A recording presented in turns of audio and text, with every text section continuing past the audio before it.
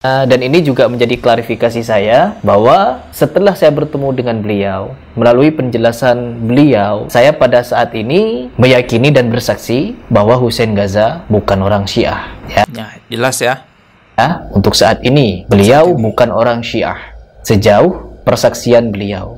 Sejauh persaksian beliau untuk saat ini, kata Mas Syarif Pras, Husain Gaza bukan orang Syiah. Tapi dengarkan selanjutnya. Assalamualaikum warahmatullahi wabarakatuh. Masih pembahasan tentang Husain Gaza. Saya nggak nyangka ternyata Mas Husain Gaza atau Pak Husain Gaza di Indonesia juga banyak muhibbinnya ya. Banyak sekali yang mengecam saya di DM TikTok dan Instagram meminta agar saya menghapus video tersebut. Saya dianggap memfitnah Husain sebagai orang Syiah, padahal narasi di dalam video itu jelas sekali. Saya mempertanyakan, ini Husain orang Syiah apa bukan? Kalau bukan orang Syiah, ngapain datang ke pemakaman Hasan Nasrullah yang merupakan jenderal pemimpin perangnya orang Syiah? Yang kita tahu pasukannya Hasan Nasrullah ini kan yang ribuan umat Islam. Ya wajar dong kita bertanya-tanya, ngapain Husain datang ke pemakaman orang itu? Dia Syiah apa bukan? Itu pertanyaan yang wajar menurut saya. Dan ternyata klarifikasinya, Husain datang ke pemakaman tersebut karena diundang oleh pihak Syiah. Ya biasanya kalau dapat undangan itu berarti memang punya hubungan dekat. Dan kembali ke poin utama yang menjadi pertanyaan, apakah Husain ini Syiah atau bukan? Alhamdulillah Mas Syarif Pras sudah melakukan tabayun, ketemu langsung kepada Mas Husain Gaza, tapi sayangnya menolak on cam ya. Jadi percakapan Husain dengan Mas Syarif Pras ini nggak mau direkam katanya Mas Husain. Padahal sebenarnya kalau tujuannya kebaikan untuk mengungkap yang sebenarnya, kenapa tidak direkam gitu ya. Justru ini momen untuk memperjelas semua pertemuan antara Husain dengan Mas Syarif Pras. Tapi entahlah kenapa menolak on cam. Dan di dalam video ini Mas Syarif Pras menjelaskan hasil pertemuannya. Ternyata berdasarkan tabayun antara Mas Syarif Pras dengan Mas Husain, Mas Syarif Pras berkesimpulan bahwa Husain ini untuk saat ini bukan orang Syiah. Coba kita dengarkan dulu videonya ya. Dan ini juga menjadi klarifikasi saya bahwa setelah saya bertemu dengan beliau, melalui penjelasan beliau, saya pada saat ini meyakini dan bersaksi bahwa Husain Gaza bukan orang Syiah. Ya, jelas ya. Untuk saat ini beliau bukan orang Syiah sejauh persaksian beliau. Sejauh persaksian beliau untuk saat ini, kata Mas Syarif Pras, Husain Gaza bukan orang Syiah. Tapi dengarkan selanjutnya.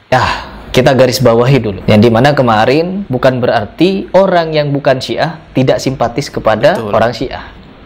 Sebagaimana kita bisa menyaksikan sendiri, ada Said Aqil Siraj yang dimana ya bertemu dengan Syiah juga, ada foto-foto beliau mengunjungi dan lain sebagainya, bersalaman mesra. Dan kita juga bisa menyaksikan bersama ketua PBNU atau siapa itu ya, Khalil Sakuf kalau tidak salah, rangkul-rangkulan dengan orang Yahudi dan beberapa kegiatan lain yang dimana meskipun mereka bukan Yahudi tapi mesra dengan Yahudi, meskipun bukan Syiah mereka ada hubungan dengan Syiah. Ini yang perlu kalian tekankan ya. Meskipun Husain Gaza bukan Syiah, tapi beliau mengaku kepada saya diundang oleh Syiah. Artinya ada hubungan. Betul.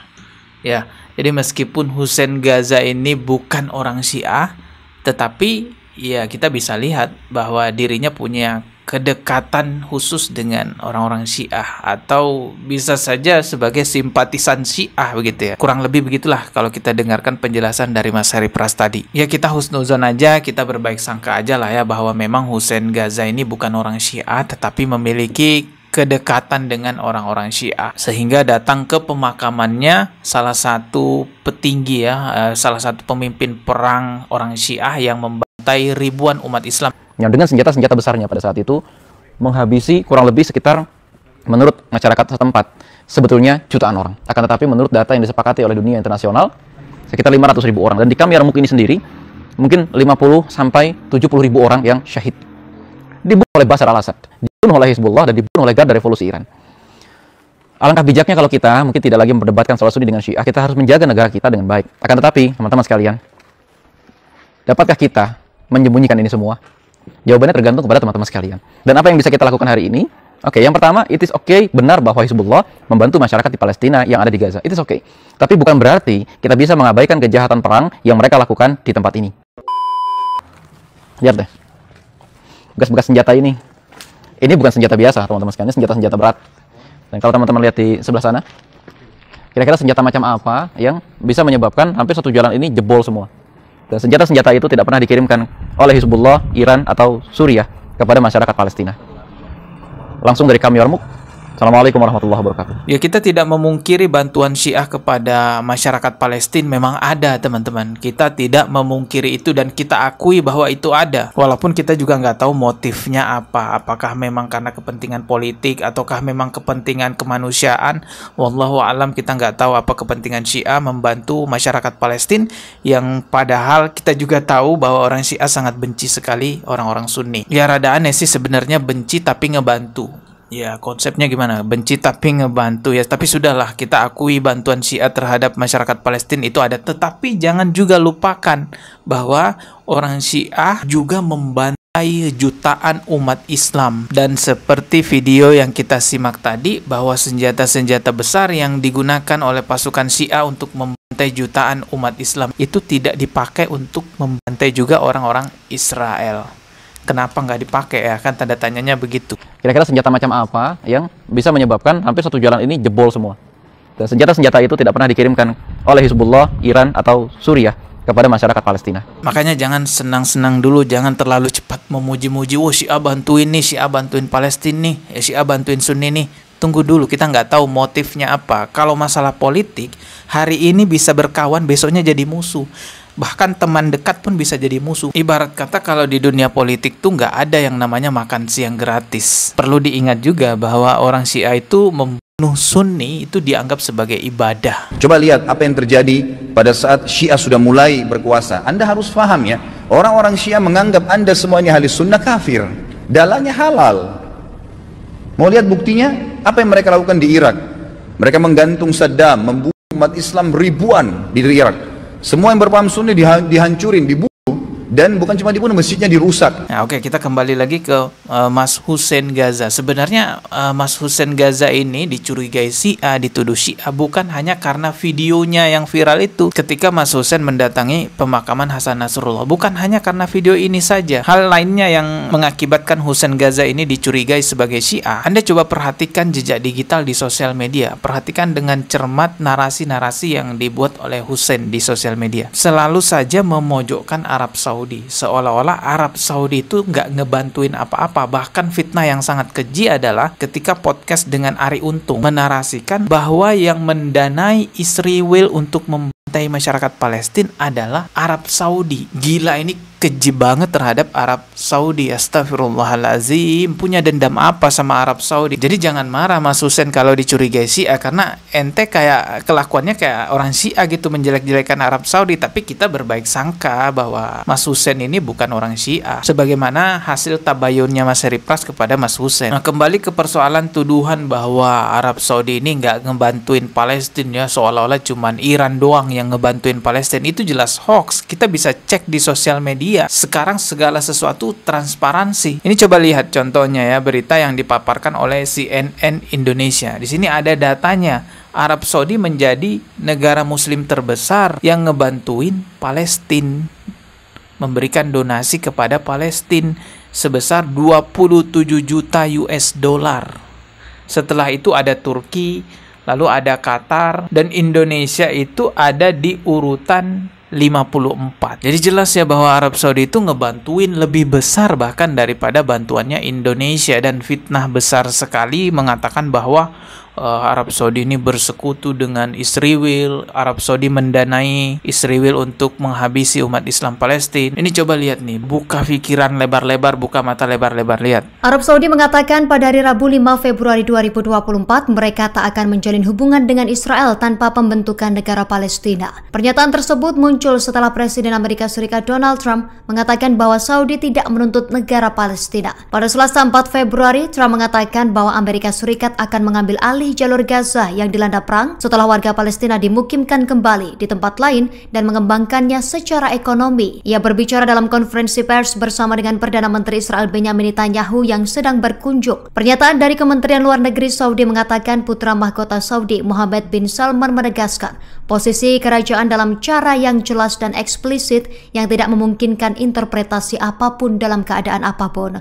Arab Saudi juga menolak segala upaya untuk mengusir warga Palestina dari tanah mereka. Sikapnya terhadap Palestina tidak dapat dinegosiasikan. تتصدر القضية الفلسطينية ثمان بلادكم ونجدد رفض المملكة وإدانتها شديد جرائم السلطة الاحتلال الإسرائيلية بحق الشعب الفلسطيني متجاهل القانون الدولي والإنساني في فصل جديد ومرير من المعاناة. ولن تتوقف المملكة عن عملها الدؤوب في سبيل قيام دولة فلسطينية مستقلة وعاصمتها القدس الشرقية. ونؤكد أن المملكة لن تقيم علاقات دبلوماسية مع إسرائيل دون ذلك. Jelaskan itu beritanya, entah Hussein ini keliru, tidak sengaja, salah berita, atau memang sengaja, saya juga nggak paham ya. Kok bisa sampai mengatakan bahwa ada bantuan dari Arab Saudi kepada Israel untuk menghabisi umat Islam Palestina. Semoga itu berita yang semata-mata hanya kekeliruan saja, bukan karena kebencian. Dan kita lihat memang beberapa kali Hussein ini sempat blunder juga ya. Bukan cuma terhadap Arab Saudi, tapi juga pernah blunder terhadap Indonesia. Coba kalian simak video ini. Bukan, mohon maaf, kirim kapal laut apa namanya itu, rumah sakit, nggak nyampe Gaza, nyampe cuma Mesir, itu berapa hari harus balik lagi, itu juga nggak sempat merawat satu pasien Gaza pun saat itu. Kita nggak mau Gaza ini hanya dijadikan sebagai alat untuk ya, menarik simpati masyarakat, enggak. Kita mau seriusan. Jadi kata Hussein, bantuan kapal rumah sakit dari Indonesia yang diinisiasi oleh Pak Prabowo itu cuman pencitraan saja, nggak ngebantuin apa-apa, nggak nyampe bantuannya. Pernyataan keliru Hussein ini akhirnya diluruskan oleh media besar di Indonesia, yaitu Tempo.co. Coba lihat nih videonya. Ada klaim yang menyebutkan bahwa bantuan kapal rumah sakit oleh Menteri Pertahanan Prabowo Subianto hanya parkir di Mesir lalu kembali lagi ke tanah air. Sobat anti hoax, bener nggak ya? Sebuah akun Instagram mengunggah video berikut. Kapal laut, apa namanya itu, rumah sakit, nggak nyampe Gaza, nyampe cuma Mesir, itu berapa hari harus balik lagi juga. Narasi dalam video itu menyebutkan bahwa bantuan kapal rumah sakit untuk Gaza hanyalah pencitraan. Berdasarkan penelusuran Tempo, kapal bantu rumah sakit KRI Dr. Rajiman Weddiodiningrat 992 bukan gagal mencapai Gaza. Kapal yang dikirim pada Kamis 18 Januari 2024 dari dermaga Colin Lamil TNI AL Jakarta itu mempunyai tujuan utama untuk sampai di pelabuhan El Arish, Mesir yang berbatasan dengan Rafah di Gaza. Menurut laporan Kompas.com, proses debarkasi atau penurunan bantuan kemanusiaan dari KRI Dr. Rajiman Weddiodiningrat 992 di pelabuhan El Arish memakan waktu sekitar 4 hari. Bantuan sebesar 242 ton yang terdiri dari makanan, pakaian, air mineral, dan obat-obatan itu selanjutnya akan dikirimkan melalui Egypt Red Crescent untuk disalurkan kepada korban konflik di Gaza. KRI Dr. Rajiman Weddiodiningrat 992 mulanya direncanakan tidak hanya mengantar bantuan, tetapi juga menggelar operasi kemanusiaan lainnya seperti menyediakan layanan kesehatan di kapal dan memberi perawatan kepada para pengungsi di Gaza. Namun, izin yang diberikan pemerintah Mesir sejauh ini hanya mengantar bantuan dan kunjungan persahabatan ke pelabuhan El Arish, Mesir. Jadi, video dengan klaim tersebut adalah menyesatkan. Saya Michelle, yuk saring sebelum sharing. Jangan cuma mengakui bantuan dari Syiah saja. Bantuan dari negara-negara lain juga banyak. Arab Saudi ngebantu banyak. Indonesia juga ngebantu banyak. Bukan cuma Syiah doang gitu ya. Kita semua sangat setuju Mas Hussein ini menjadi aktivis bela Palestina dari Indonesia itu. Jelas itu mengharumkan nama baik Indonesia. Tapi kalau ada informasi-informasi keliru semacam itu ya perlu kita luruskan juga. Karena ini bawa nama Indonesia juga. Coba bayangkan beraninya mengatakan Arab Saudi itu bersekutu dengan Israel, bahkan mendanai Israel untuk menyerang Palestina. Astagfirullah, ini kan Mas Hussein bawa nama Indonesia loh ngomong seperti itu. Dampak buruknya nanti hubungan baik antara Indonesia dan Arab Saudi. Ya jadi kita dukung Mas Hussein ini jadi aktivis bela Palestina ya. Tetapi jikalau ada narasi-narasi yang keliru ya harus kita luruskan. Kita ketemu lagi di video berikutnya. Subscribe dan juga loncengnya ditekan sebagai notifikasi. Wassalamualaikum warahmatullahi wabarakatuh.